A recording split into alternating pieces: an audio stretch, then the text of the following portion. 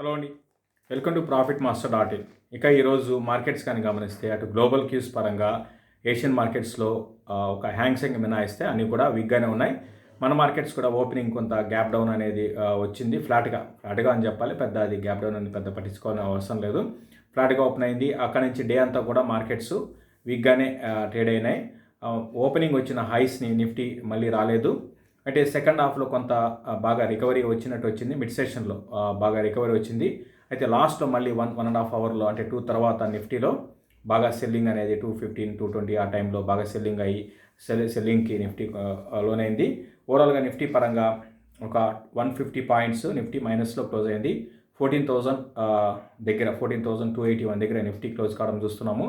Lows దగ్గరే close అయిందని చెప్పొచ్చు. 14,422 అనమాట. ఇక బ్యాంక్ నిఫ్టీ కూడా సేమ్ నిఫ్టీ ప్యాటర్న్ లాగా ఉంది. అయితే మార్నింగ్ టైంలో కొంచెం హెచ్డిఎఫ్సి బ్యాంక్ మంచి రిజల్ట్ అనౌన్స్ చేసింది లాస్ట్ వీకెండ్. దాని కారణంగా ఈరోజు హెచ్డిఎఫ్సి బ్యాంక్ గ్యాప్ అప్ వచ్చింది. అయితే హై లెవెల్స్లో హెచ్డిఎఫ్సి బ్యాంక్ సస్టైన్ కాలేకపోయింది. కొంచెం హెచ్డిఎఫ్సి బ్యాంక్ సపోర్ట్తో కొంచెం మార్నింగ్ పాజిటివ్గా ఉన్నా కూడా బ్యాంక్ నిఫ్టీ సెకండ్ హాఫ్లో మిగతా అదర్ బ్యాంక్స్ అని కూడా బాగా వీక్ అయినాయి. సో బ్యాంక్ నిఫ్టీ కూడా ఈరోజు డేస్ క్లోజ్ దగ్గరే క్లోజ్ కావడం చూస్తున్నాము. 31,650 లో అయితే 31,800 దగ్గర బ్యాంక్ నిఫ్టీ క్లోజ్ అయింది. 32,441 బ్యాంక్ నిఫ్టీ హై అనమాట. అంటే మీరు అర్థం చేసుకోవచ్చు ఎంత హై నుంచి బ్యాంక్ నిఫ్టీ కరెక్ట్ అయిందో. ఇక టాప్ గెయినర్స్ కానీ గమనిస్తే యూపీఏలో ఒకటి, రిలయన్స్ ఇండస్ట్రీస్, ఆ తర్వాత టైటన్ లాంటివి టాప్ గెయినర్స్ ఉన్నాయి. రిలయన్స్ ఇండస్ట్రీస్ రిజల్ట్ ఈరోజు 22వ తారీఖు ఉన్నాయండి. ఆబ్వియస్గా కొంచెం రిజల్ట్ ముందు స్టాక్ కొంచెం పెరుగుతుంటుంది. దీనికి కూడా అందరూ తెలిసిందే, లాస్ట్ ఒక 2 మంత్స్లో రిలయన్స్ భారీగా అంటే 22-24% దాకా కరెక్ట్ అయింది రీసెంట్ హైస్ నుంచి. సో అందులో బాగా కరెక్ట్ అయింది కాబట్టి ప్లస్ రిజల్ట్ ఉన్నాయి కాబట్టి కొంచెం ఈ కౌంటర్లో బయింగ్ అనేది వచ్చింది. తర్వాత బాగా వీక్ ఉన్న స్టాక్స్లో Tata Motors, Tata steel and ONGC లాంటి స్టాక్స్ బాగా వీక్గా ఉన్నాయి. మరి ముఖ్యంగా టాటా మోటార్స్ కానీ గమనిస్తే 245 రూపీస్ దగ్గర క్లోజ్ అయింది. ఈ మధ్య బాగా పెరిగిందండి. జస్ట్ ఒక 180 రూపీస్ నుంచి 250 దాటింది. మళ్ళీ ఇది కొంచెం ప్రాఫిట్ బుకింగ్ అనేది ఇందులో కనపడింది. ఈవెన్ టాటా స్టీల్లో కూడా కొంచెం ప్రాఫిట్ బుకింగ్ అనేది మనం చూస్తున్నాము. టాటా స్టీల్ కూడా బాగా భారీగా పెరిగిన విషయం తెలిసిందే. ఓఎన్జీసీ కూడా ఈరోజు కొంచెం కరెక్ట్ అయింది. ఇక టాప్ గెయినర్స్ మాట్లాడుకున్నాం. టాప్ లూజర్ విషయానికి వస్తే ఇండియాబుల్స్ హౌసింగ్ ఫైనాన్స్ అంటే ఇది 7% పడింది. ఎప్పుడైనా గమనించండి, మార్కెట్ పడితే ఇమీడియట్గా ఫస్ట్ ఎక్కువగా భారీగా పడేది ఇండియాబుల్స్ హౌసింగ్ ఫైనాన్స్. మనం గతంలో చాలా సందర్భాల్లో చెప్తూనే ఉన్నాం, ఇటువంటి స్టాక్స్కి ఎవరైనా ఉంటే ఎగ్జిట్ కాండి అని చెప్తున్నాము. ఇప్పుడు కూడా అదే చెప్తాము. ఇటువంటి స్టాక్స్ ఏమైనా ఉంటే ఫండమెంటల్గా వీక్ అయిన స్టాక్స్, కార్పొరేట్ గవర్నెన్స్ బాగాలేని స్టాక్స్, తర్వాత ఆపరేటెడ్ స్టాక్స్, ఇవన్నీ కూడా ఎగ్జిట్ కాండి. ఇన్వెస్ట్మెంట్కి మంచి స్టాక్స్ సెలెక్ట్ చేసుకోండి. సో వెల్త్ని డిస్ట్రాయ్ చేసుకోవకండి. మనం పదే చెప్తున్నాం. ఈరోజు కూడా అదే చెప్తున్నాం అండి. సో అందులో భాగంగా మనకి మన తెలుగు స్టేట్స్కి చెందిన కంపెనీస్ చాలా, ల్యాంకో కానివ్వండి, ఐవీఆర్సీఎల్ కానివ్వండి, ఇటువంటి కంపెనీస్లో మిక్ ఎలక్ట్రానిక్స్ అని ఒకప్పుడు ఇవన్నీ కూడా మన తెలుగు స్టేట్స్లో కొన్ని వేల మందికి వెల్త్ డిస్ట్రాయ్ చేసిన కంపెనీస్ అండి. సో అవన్నీ కూడా జీరోలు అయిపోయినాయి, డీలిస్ట్లు అయిపోయినాయి. మీరు ఒకసారి చూడండి. ఇప్పుడు మన ఎన్ఎస్సి బిఎస్సిలో కలిపి ఉన్న స్టాక్స్లో చాలా కంపెనీస్ అంటే 4,500 కంపెనీస్ ఉన్నాయి. డీలిస్ట్ అయిన కంపెనీస్ చాలా ఉన్నాయి. దీంతోపాటు ఉన్న కంపెనీస్లో కూడా హై నుంచి కరెక్ట్ అయ్యి ₹2 ఉన్న స్టాక్స్ కొన్ని వందలు ఉన్నాయండి.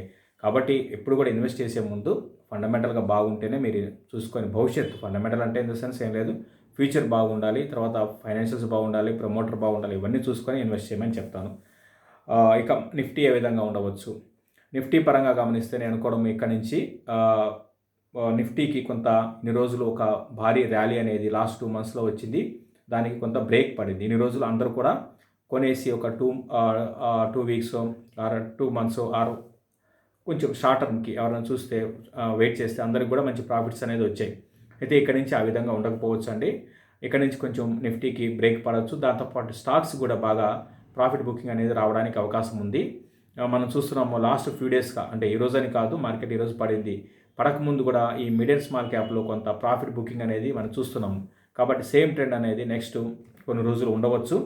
దీంతోపాటు మార్కెట్స్ ఈ విధంగా ప్రధానంగా పెరగడానికి ఎఫ్ఐఎస్ ఇన్వెస్ట్మెంట్స్ అండి.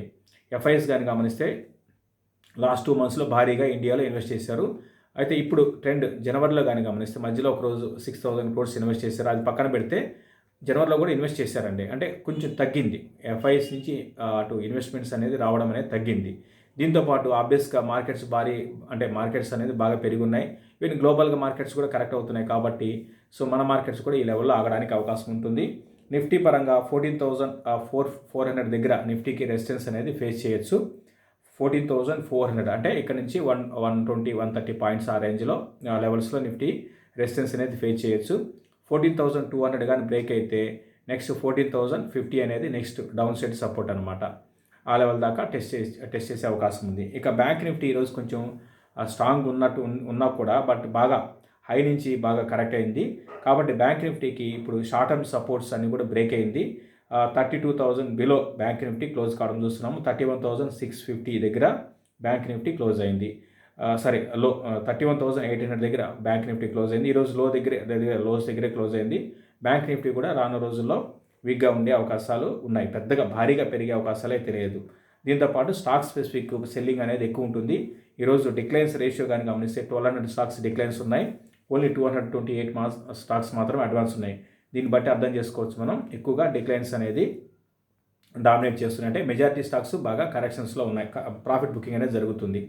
రీసెంట్గా ఎవరన్నా కొని మంచి ప్రాఫిట్స్లో ఉంటే కొంత ప్రాఫిట్ బుక్ చేసుకొని క్యాష్లో ఉండండి. అయితే మీ ఉద్దేశం ఒక 3 ఏళ్ళు 4 ఏళ్ళు అయితే మంచి స్టాక్లో ఉంటే ఓకే.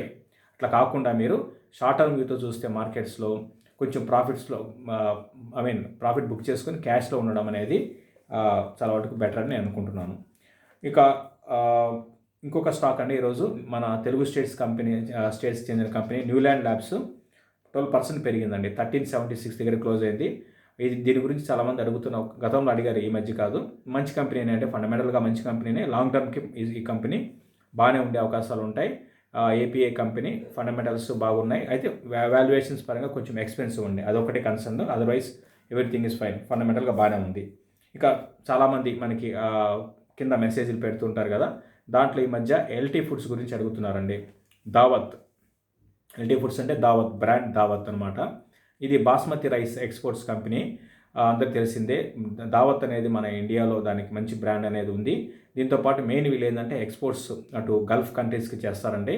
అందులో కూడా ఇరాన్కి చాలా ఎక్కువ ఎక్స్పోర్ట్స్ అనేది మన ఇండియా నుంచి బాస్మతి రైస్ ఇంపోర్ట్ చేసుకునేది ఇరాన్ అనమాట. సో ఏదైనప్పుడు కూడా గల్ఫ్ కంట్రీస్ బాగా ఇంపోర్ట్ చేసుకుంటాయి. మన ఇండియాతో పాటు ఈవెన్ పాకిస్తాన్ కూడా ఎక్స్పోర్ట్ చేస్తుంది. బట్ ఇండియాలో నుంచి ఎక్స్పోర్ట్ చేసే దాంట్లో మెయిన్ దావత్ అనేది బాగా ఉంది, అంటే ఎక్స్పోర్ట్స్ బాగా చేస్తుంది. దాంతోపాటు కేఆర్బిఎల్ అని కూడా ఉంది. బట్ దావత్ అనేది ప్యూర్ ప్లేయర్ అనమాట. బాస్మతి రైస్ ఎక్స్పోర్ట్స్లో pure player. KRBL other foods కూడా ఉన్నాయి, కేఆర్బిఎల్కి అదర్ ప్రొడక్ట్స్ కూడా ఉన్నాయి. దీంతోపాటు మనకి డొమెస్టిక్గా గమనిస్తే అటు ఫర్ ఎగ్జాంపుల్ మన ప్యారడైజే అనుకుందాం. ప్యారడైజ్ బిర్యానీ ఫేమస్ కదా, ఇటువంటి పెద్ద పెద్ద హోటల్స్కి వీళ్ళు సప్లై చేస్తుంటారు అనమాట బాస్మతి రైస్. తాజ్ గ్రూప్కి, తర్వాత ప్యారడైజ్, ఇట్లా చాలా ఉన్నాయండి. ఊరికే ఎగ్జాంపుల్గా చెప్తున్నాను. ఇది వీళ్ళ బిజినెస్ మోడల్. అయితే లాస్ట్ ఒక కొన్నేళ్ళుగా మనకి బాస్మతి రైస్ అనే ఎక్స్పోర్ట్స్ అనేది స్టడీగానే ఉన్నాయి. రాను రోజుల్లో గ్రోత్ కూడా బాగా పెరిగే అవకాశాలు ఉన్నాయి. ఎక్స్పోర్ట్స్ గ్రోత్ అనేది ఎక్స్పోర్ట్స్ ఎందుకు చెప్తున్నా అంటే ఎక్స్పోర్ట్స్ మీద బాగా వీళ్ళకి మార్జిన్స్ వస్తాయండి, దాని కారణంగా చెప్తున్నాను. అయితే వీళ్ళకి ఓవరాల్గా మార్జిన్స్ పరంగా చూసుకుంటే కొంచెం తక్కువే ఉంటాయి. మార్జిన్స్ పెద్దగా ఎక్కువ భారీ మార్జిన్స్ అయితే ఉండవు. దీంతోపాటు మైనస్ పాయింట్ ఏంటంటే దీనికి కొంచెం డెట్ ఉందండి. బట్ అది పెద్ద కన్సిడర్ చేయాల్సిన అవసరం లేదు. బట్ ఓవరాల్గా ఒక ఇన్వెస్ట్మెంట్కి ఎల్టీ ఫుడ్స్ బాగుండే అవకాశాలు ఉన్నాయి. ఇప్పుడు 55 రూపీస్లో ఉంది. కాబట్టి ఎవరైనా కొనాలనుకుంటే కరెక్షన్స్లో మాత్రం కొనుక్కోండి. అది కూడా 2 to 3 years ఉద్దేశం ఉంటే కొనుక్కోండి. ఇన్వెస్ట్మెంట్కి ఎల్టీ ఫుడ్స్ బాగుండే అవకాశాలు ఉన్నాయి లాంగ్ టర్మ్కి. ఇక చాలామంది డిఎల్ఎఫ్ గురించి అడుగుతున్నారు. రీసెంట్గా డిఎల్ఎఫ్ బాగా పెరిగిందండి. దగ్గరగా 220 లెవెల్స్ నుంచి 280కి వచ్చింది. ఈరోజు కొంచెం మళ్ళీ ప్రాఫిట్ బుకింగ్ అనేది ఇందులో కనపడింది. ఒక ఇన్వెస్ట్మెంట్కి అయితే డిఎల్ఎఫ్ని నేనైతే అంత సైజ్ చేయనండి. రియల్ ఎస్టేట్ కానివ్వండి, ఇన్ఫ్రా కానివ్వండి, స్టాక్ సెలెక్షన్ చాలా జాగ్రత్తగా చేయాలి. కొంచెం ఏమాత్రం కూడా మనం తేడా వచ్చినా కూడా వెల్త్ డిస్ట్రాయ్ అయిపోతుంది. 2008 భూమిలో మనకు తెలిసిందే చాలా రియల్ ఎస్టేట్ కంపెనీస్ భారీగా పెరిగి ఆ టైంలో భారీగా పెరిగాయి అనమాట. డిఎల్ఎఫ్ కూడా ఆ టైంలో 1200 రూపీస్ ఉండేది. 1200 రూపీస్ 1250 రూపీస్ ఉండేది. ఈరోజు ఎంతకు వచ్చిందో మీకు తెలిసిందే. 1200 రూపీస్ 1250 రూపీస్ నుంచి ఈరోజు 160 రూపీస్కి వచ్చి ఇప్పుడు 280 రూపీస్ ఉంది. అంటే ఆ రోజుల్లో ఒక 10 లక్షలు ఇన్వెస్ట్ చేస్తుంటే ఈరోజు ఎంత ఉండేదండి, 1 lakh ఉండేదన్నమాట. సో అందుకని ఏంటంటే వెల్త్ డిస్ట్రాయ్ ఈ విధంగా కొంచెం స్టాక్ మార్కెట్లో చిన్న మిస్టేక్ చేసినా చాలండి వెల్త్ ఈ విధంగా డిస్ట్రాయ్ అయిపోతుంది. మార్కెట్స్ ఎట్లా ఉంటాయంటే ఒక్కొక్క టైంలో ఒక్కొక్క సెక్టర్ చాలా క్రేజీగా ఉంటాయి, కొన్ని సెక్టర్లు బాగా పెరుగుతూ ఉంటాయి. ఆ పెరిగినప్పుడు మనం ఏం చేయాలంటే మనం ఎగ్జిట్ తీసుకోవాలి. ఆ ఆ ఫ్యూచర్ గ్రోత్ అనేది ఉంటుందా లేదా అని పక్కన పెడితే అవేంటంటే ఒక స్పెక్యులేషన్లో భాగంగా పెరుగుతూ ఉంటాయి. నిజంగా ఫ్యూచర్ గ్రోత్ ఉన్న స్టాక్స్ కంటిన్యూ పెరుగుతాయి, అది వేరే విషయం.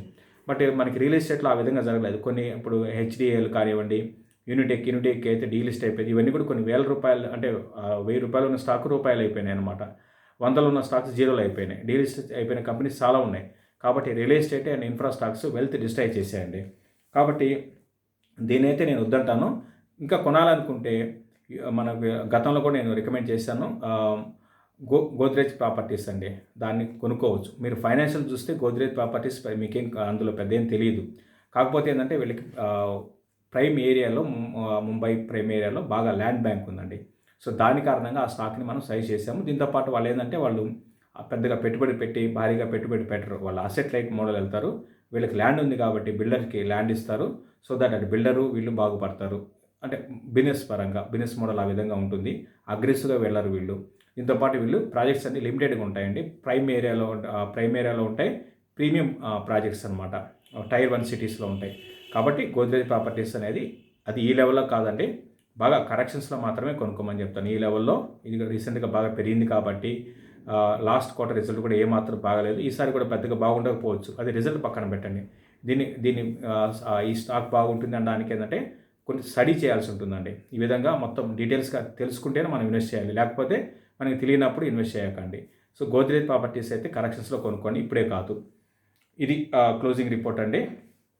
ఇక మనకి లాస్ట్ 2 days కార్నివాల్ బ్రహ్మాండంగా జరిగిందండి. దాదాపు అందరు అనలిస్టులు వాళ్ళ వ్యూస్ చెప్పారు. డిఫరెంట్ టాపిక్స్, ఒక్కొక్క అనలిస్ట్ ఒక్కొక్క టాపిక్ని సెలెక్ట్ చేసుకొని చెప్పారు. అందరూ పార్టిసిపేట్ చేసిన అందరికీ కూడా ధన్యవాదాలు చెప్తున్నాము. దాని కారణంగా మనకి ఈ కార్నివాల్ కారణంగా ఈరోజు జరగాల్సిన 100 days మెంటర్షిప్ ప్రోగ్రామ్ కొంచెం పోస్ట్ పోన్ చేసాము. నెక్స్ట్ వీక్ మండేకి పోస్ట్ పోన్ చేసామండి. కాబట్టి దీంట్లో ఎవరైనా పార్టిసిపేట్ చేయాలనుకున్న వాళ్ళు 100 days మెంటర్షిప్లో దానికి సంబంధించిన డీటెయిల్స్ కింద ఉంటాయి. కాబట్టి ఒకసారి చూడమని చెప్తాను. థ్యాంక్ యూ అండి. చూస్తున్న ప్రతి ఒక్కరు కూడా షేర్ చేయండి, అదేవిధంగా లైక్ చేయండి. కొత్తగా ఎవరైనా చూస్తే profit master YouTube channel subscribe చేసుకోమని చెప్తాను. థ్యాంక్ యూ అండి.